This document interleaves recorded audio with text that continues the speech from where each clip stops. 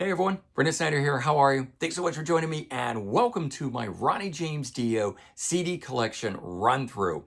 So Ronnie James Dio has been part of some of the biggest bands out there in the music world. I got his start in little known band Elf and would release 3 albums with them before going on to Rainbow, 3 more studio albums there, then Black Sabbath, and all with them 3 studio albums, and then he would do 10 of his own under the name Dio. But in all, Ronnie James Dio only released 20 studio albums during his career. I've got in my collection, though, 41 CDs to run through with you guys. We'll get into it here in just a bit, covering all those different bands.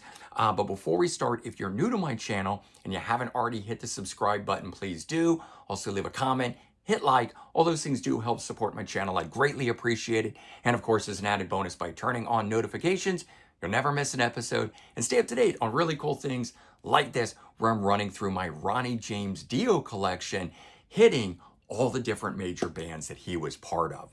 So if we go all the way back to Ronnie getting his start, he started in a band called The Prophets, then they became the Electric Elves, then the Elves, and ultimately just Elf. And that's where I start, at least, with their 1972 debut album on Epic Records. And this is more along the lines of kind of Deep Purple style music, but not even full on rock. Some of the stuff is a little bit more kind of, if you imagine I don't want to call it big band, but I mean, it's just a sort of a poppy style rock that I can understand why it didn't necessarily catch on. But he makes the first album, and it's good kind of rock style stuff. And we get 1974's Carolina Country Ball album. Personally, I like this album best, and this has been reissued on the Purple Records label. And we also get the 1975 album, also on the Purple Records label, reissue. This is Trying to Burn the Sun, 1975. So those are the first 3 things that Ronnie James Dio did. Those are some recent reissued versions of that stuff. And there has been some other reissues of that early material, Elves, so you can pick that stuff up too. I'm just not a big fan of it, so I chose not to have it in the collection.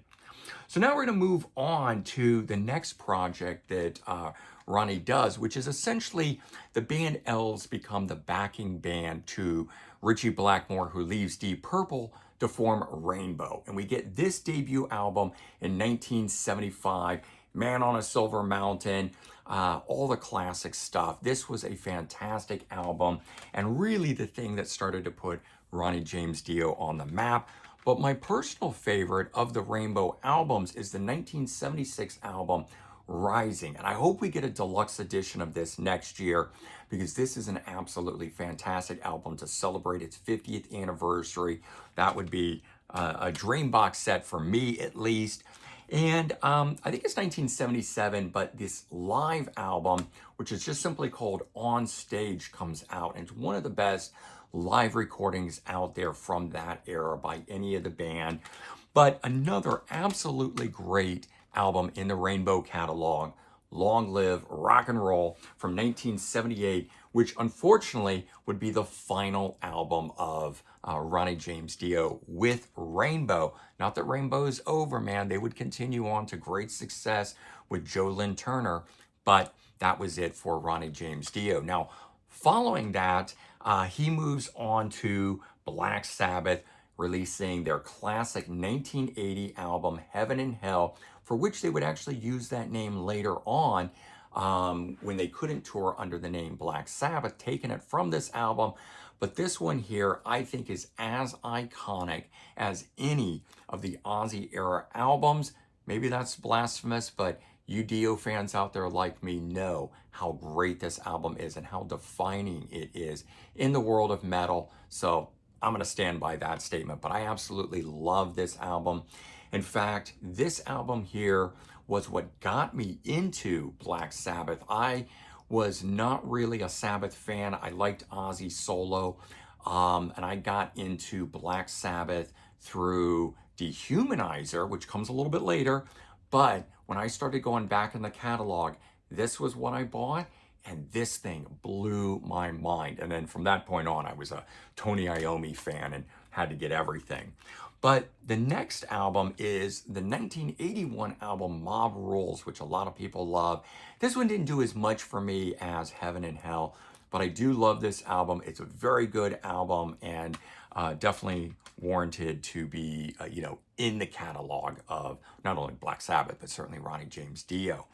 And they would put out Live Evil, 2 CD live recording, but unfortunately the band having a falling out. This is what led to Ronnie James Dio and Vinny Appice leaving the group. But this was the first live album that Black Sabbath officially released.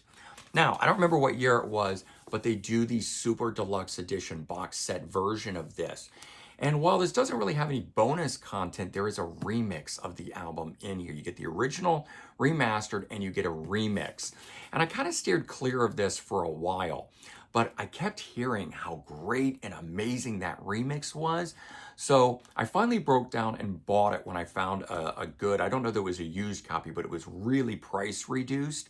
And I had some credit at that record store. So I bought it, and boy, am I glad that I did, because that remix edition blows away the original.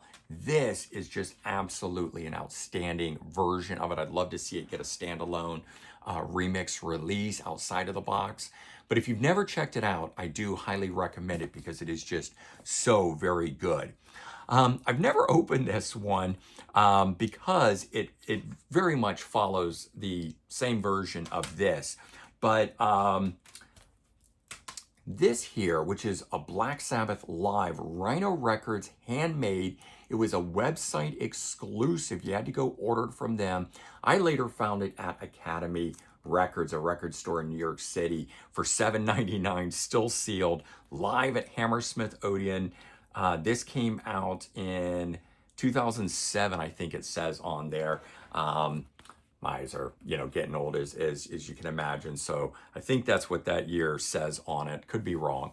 But anyway, it is a great recording. I have heard it, and it's just one of those ones. I'm not a big live album person, so I've never felt the need to crack into it. And the longer that I have it sealed, I just feel like it should remain sealed, especially since I can pull this one out, and now I have what I would consider the definitive version, this remix here.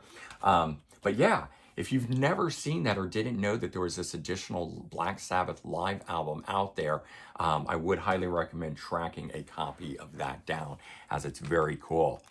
All right, so we're going to jump ahead in Ronnie James Dio's career to finish out the Black Sabbath timeline, where in 1992 we get Dehumanizer. And as I said, this is what introduced me to Black Sabbath, because I was a fan of Dio, the band, and then when he rejoins with Black Sabbath and he does this, and there's the big hype behind it, and I'm a young kid and I'm like, wow, what is this? Black Sabbath reunion with Ronnie James Dio, how amazing is that? Right? So I was all in on it when this happened, and I still love this album to this day, albeit sounding different than the first two that Ronnie James Dio is part of. I think this album here has really grown in stature over the years, sounding even better to this day. So as I said, only 3 albums under the Black Sabbath name. They would release this, a best of the Dio years period, and add 3 new original recordings on this. So while we didn't get a full album under the Black Sabbath name, we did get that, making this totally worthwhile and absolutely cool, because usually second singers that come in don't get their own compilation, but to get a Black Sabbath best of that covers those 3 albums plus those 3 new songs that are on here, I love pulling this thing out and having that. So those new songs on here, we get The Devil Cried, Shadow of the Wind, and Ear in the Wall, which are great songs in the Black Sabbath pantheon. But as I mentioned, at this point, Black Sabbath had reunited with Ozzy Osbourne, and when Dio and Black Sabbath decided they were going to go out and do something, mostly because of this, the reissue of the albums, they couldn't use the Black Sabbath name, so they decided to go out under the name Heaven and Hell, and they released this live album at Radio City Music Hall in 2007. It is a 2 CD set covering that early period. Plus, I think it's got one of those newer songs that's on here. Is that Devil Cried? Yes, The Devil Cried is included on this. So they were performing some of that new material as well. But they did a live album first before they decided to actually go into the studio and release a Heaven and Hell album that was to be called The Devil You Know. This is a really good album. It's unfortunate that it's not under the Black Sabbath name. It's the four guys from Black Sabbath just under the Heaven and Hell name. And it was kind of crazy because I remember at the time I went to the store to buy it and they hadn't put it out on the shelf. They didn't know what it was. They put all the major stuff out, but they hadn't put that out. I went in and I asked for it. They were like, "What's that?" And they went and they looked it up. "Oh yeah, okay, we did get it in." And I said, "This is Black Sabbath under the name Heaven and Hell." And I told them who the guys were, and they were like, "Oh my God, we've got to get this on the shelf immediately and let people know that we have it." Because it was something like that, but it really kind of flew under the radar. And then there was one additional live release, and I think this might have happened just after Ronnie James Dio's passing, because it is 2010, which is when Ronnie James Dio unfortunately passed away. Single disc live album that was from a festival performance. I don't remember which one, simply titled Live in Europe. But I do love single disc live albums and single disc compilation albums more than double disc ones. I like to listen to things succinctly, start to finish. And oftentimes, if it's 2 discs, by the time it gets to the end of that, I'm kind of done. I want to move on to something else. And I don't always listen to that second live disc or second best of part of a compilation. So that is why, at least, I'm always saying I prefer the single disc live albums and compilations. Now, this next one is a bootleg, but there was a tribute to Ronnie James Dio, Heaven and Hell.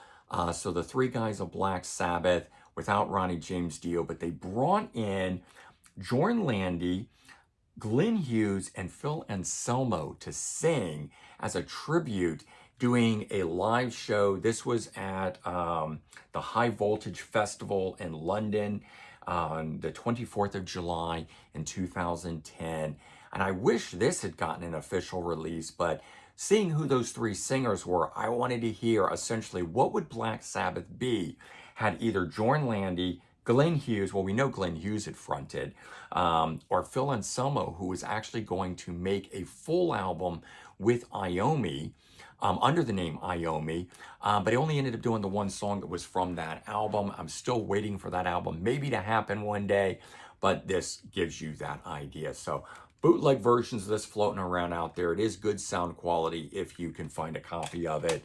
And so now we're going to switch over to Dio, and we're going to cover those albums and kick off with the all-time classic Holy Diver album that was 1983, went 2 times platinum in the US. This is just an original standard edition of it from the Warner Brothers years, but a box set version of it was released. And this has a remix at the time of when this came out, and it makes all the difference in the world. I didn't grow up with this album, and maybe if I did, I would, feel closer to the album.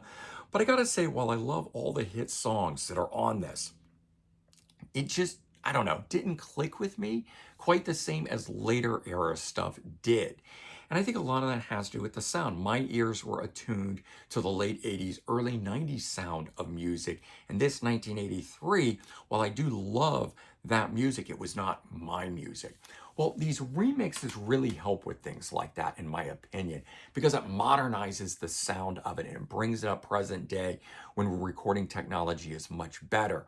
But I gotta say, I absolutely love the remix in this. It just jumps right out of the speakers at you and is so good. I also thought it was cool that they used alternate album artwork for it. I guess this is what they had really wanted it to be, and the end of the day, not what it was. And so now they could finally do it. If we open this thing fully like that, you get to see the full art. But 4 discs inside this thing, and you get The remix that's in here, you get, and it was 2022 that this came out, a remaster version. You get Live in Fresno 1983, a full concert, and then you get outtakes, singles, and B-sides. So this was a really worthwhile collection, in my opinion. The remix, a live album, and then you get all the demo outtake type stuff, the behind the scenes sort of stuff. So that was very cool. We move on to Last in Line from 1984. This album would go platinum, having the song We Rock and the title track. But the first three albums from Dio leading into Sacred Heart 1985, which would go gold, all three of these albums were absolutely outstanding albums. And guitar player at the time, who was Vivian Campbell, who would go on to Whitesnake and Def Leppard, did an absolutely amazing job. One of the originators of that style and sound for Dio, which really set a blueprint for that he would, Dio, the band and Ronnie James Dio would follow for the rest of his career. There's also some of these deluxe editions of the albums, and I have this 2 CD edition of Sacred Heart, because I actually had this first before I found a standalone jewel case edition, but it had been out of print for years. So when it finally came back in print through these UMC or Universal Records reissues, this one here had the DOEP Hide in the Rainbow that came off of that song, We Rock Live, Last in Line, and Like the Beat of a Heart, all live B-sides, but then it had a full live concert as well on it. So it made it really worthwhile to get those B-sides, get that studio outtake, get the live recording. But you know, that's a remastered one. The other one was the original mastering of it. So I generally nowadays like to keep those, whereas early on I would get rid of my original copies to have money to buy those remasters when they would come out. Now I'm learning that there's different sounds, and sometimes I like the original masterings better and I want to go back to those. So nowadays I just keep everything. As part of how I've gotten to the 13,000 CD collection that I have is by keeping all that stuff. And I rarely do get rid of stuff at this point. But Dream Evil 1987 would be the next one. And this one here is where he does a guitar player change. Craig Goldie comes in, who's another person that really helped to define that early Dio era sound. And when Craig Goldie would return years later, he would bring that back with him and really make a return to form style sound for Dio, and we'll talk about that when we get to that album. But this is one of my personal favorite albums. I love Night People, the opening track on here, just really good song. Dio, Lock Up the Wolves. This was the Dio album that was out that I was into, that was on the radio with the title track. But Wild One was the one that was on the radio that I absolutely loved. And so when Ronnie James Dio joins Black Sabbath, it was because I was into this. I had a cassette of this and was listening to it and everything. So this album, 1990, that one had Rowan Robertson. And I forget where he would go on. I can't remember. I think he played with, I know he did something with Ani Logan from Lynch Mob, but Rowan Robertson was the guitar player, was like 17 or 18, fresh, young-faced kid getting a chance, doing a great job. And so after Black Sabbath Dehumanizer, when Ronnie James Dio goes back to Dio, he puts out Strange Highways in 1993. And this one here doesn't really sound like a Dio album. It sounds like a Black Sabbath album. And I guess that's where his mind was. Maybe this is where the new Black Sabbath album would have gone had they not had their second falling out and him leaving. And that falling out was all due to the fact that Black Sabbath opened for Ozzy and reunited to play 4 or 5 songs at the end of his farewell show that he was doing. That's, of course, long since been documented. But Ronnie James Dio didn't want to open for Ozzy. He felt it was a step down and a slap in the face, and I totally understand that. But because the band decided to do it, and he probably thought he was seeing the writing on the wall that maybe Black Sabbath was going to reunite, and why was he sticking around for it? But all in all, it led to the falling out and him leaving again. And so this was the album that was made. But like I said, it sounds like a Black Sabbath album. If you're into Dehumanizer and you want to have more of that, pick up the Dio album, Strange Highways from 1993, and it's definitely lots more of that.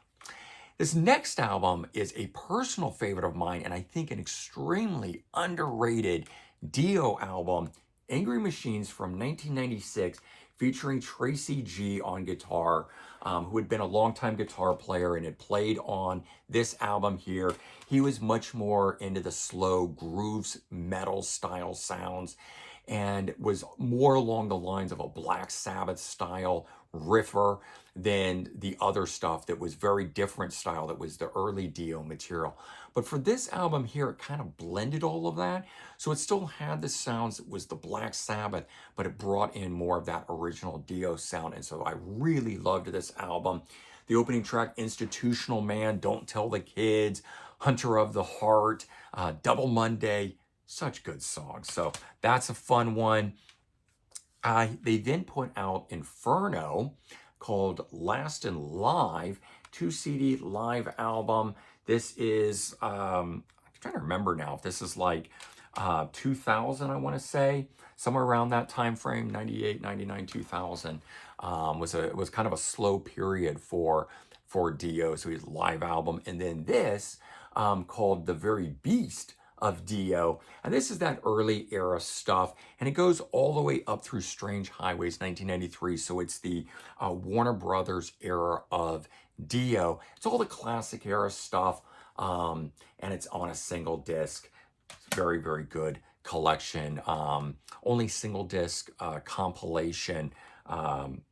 I won't say it's the only, just sort of official. But there is another one out there that's called Diamonds, but that was like a European release. But this one here, much, much better, remastered, all that sort of stuff. So in 2000, Dio returns with Magica. And this is the one where Craig Goldie returns. And this album is phenomenal. And it's also a concept album, so something very different that Dio hadn't done. Kind of crazy because he was such a storyteller with his songs to be doing that. The only thing I didn't like is that the last track on here is called Magica Story, and it's Ronnie James Dio reading the story of it that he had written out in order to be able to tell this and write the songs and everything. And it's cool, but if you're listening to it and it comes on, it's like, I don't want to hear that. I got to turn it off. Kind of wish it was a separate disc. It's like a book on tape kind of thing. And I don't know. I don't need it. I think it's also, it's in here. Yeah, it's also in here as a book to read. So I kind of didn't need it read to me and to have a book, but hey, I know it's for collectors. It's cool to get all of that. This, though, is a great album. And so I did buy a remastered edition, a 2 CD book edition, which they did, I think, for all of the Dio albums. These are now, I believe, out of print. BMG reissued them. We get a live recording as the bonus on here. What I do like is that they move Magica Story to the second disc. I think it's why I did this, because then I just get to hear the album and I don't have to end the album with that anymore. And so you get the 13-track album remastered, and then you get the live stuff. And at the end, you get Electra, the unreleased song that was supposed to be the start of the next story that they were going to do. And unfortunately, Dio would pass away. So it's the only song for what would have been Magica 2, which he apparently had started on, meaning they had fleshed out a story. He was starting to write for it. They'd recorded this one song, but it didn't go any further than that, unfortunately. So that track is on here, becoming the last Dio song ever recorded. And then that Magica Story closes it out. In 2002, Killing the Dragon. Now, Craig Goldie had left at this point, and I don't remember what the issue was there, but in comes Doug Aldridge. And he had played with Lion, Bad Moon Rising. He goes on to White Snake after this. He's currently with the Dead Daisies. Doug Aldridge is one of the best guitar players out there today. He is one of the last great Guitar Hero style guitar players, and this album here was phenomenal. More in the hard rock vein, but absolutely killer over-the-top guitar work that just screams pumping your fist in the air like you would with Dio. So this album here, I think, built on this. This was cool, but also as concept albums go, there's instrumental pieces and different things. And sometimes the albums don't always flow as well. They're not just song-based songs.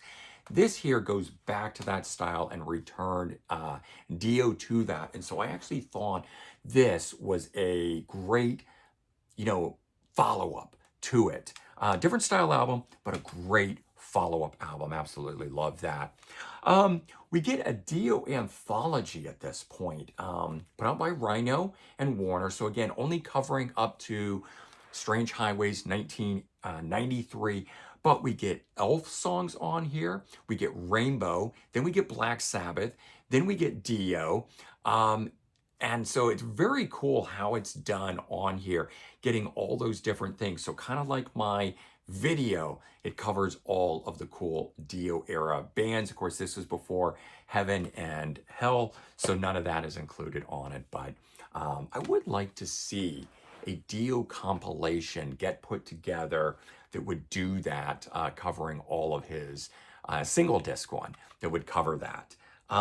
Master of the Moon 2004, unfortunately, would become the last Dio album that he did. Craig Goldie returns for this one, so another great one. And I chose to pick up the reissue of it in the book format because we get a bonus disc with it here. We get 5 live tracks recorded, and just great album that I thought deserved to get that remastered treatment, so I wanted to have it. So we kind of go into this weird period with Dio where that was 2004, and remember, he doesn't pass away for another 6 years until 2010. But we get Evil or Divine, we get a single disc live album that's very, very good, recorded in New York City. We get a year later, that I believe was 2005. This is 2006, Holy Diver. So we get that album played in its entirety live. I remember when this came out, how cool this was to hear that, and the intensity of it and everything being done. And then, unfortunately, by about that point right there, Heaven and Hell reforms at that point, or Black Sabbath reforms. They do Heaven and Hell, and unfortunately, during the whole process of that in 2010, Ronnie James Dio would pass away. So post that, we've gotten some cool releases where first thing up that got released after he passed away was this, live at Donington, both the 83 and 87 performances grouped together. I believe these have been released independently as standalone albums now, but it originally came out as a 2 CD set just called Live at Donington, and it had those 2 recordings.